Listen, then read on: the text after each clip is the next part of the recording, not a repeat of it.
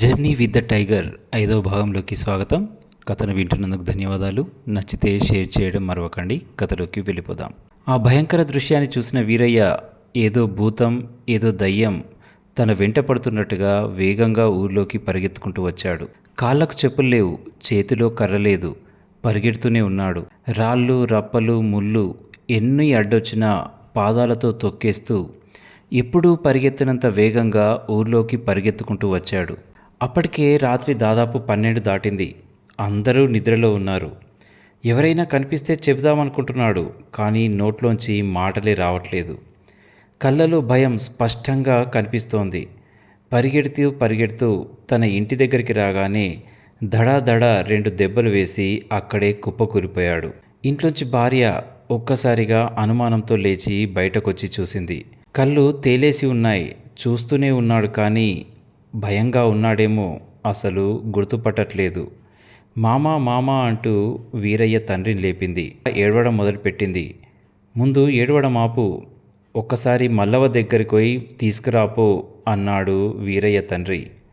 కొడుకును మంచంపై పడుకోబెట్టాడు, కానీ ఎక్కడా ఆగట్లేదు. కాళ్ళు చేతులు కొట్టుకుంటున్నాడు. చుట్టూ అలా తల తిప్పి చూస్తున్నాడు.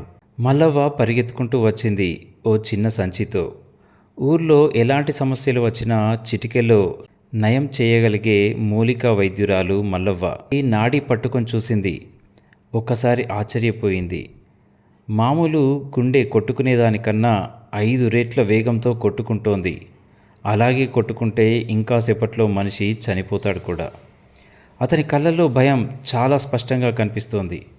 శ్వాస ఉక్కిరి బిక్కిరయి గుండెల్లోంచి ఎగతన్నుకు వస్తోంది. ఇంతగా భయపడ్డాడు, ఏం చూసుంటాడు మల్లవ్వ అన్నాడు వీరయ్య తండ్రి. మల్లవ్వకు ఏం అర్థం కాలేదు. ఓ పసరు తీసింది. ముక్కు దగ్గర వాసన చూయిస్తూ నాలుకపై వేసింది.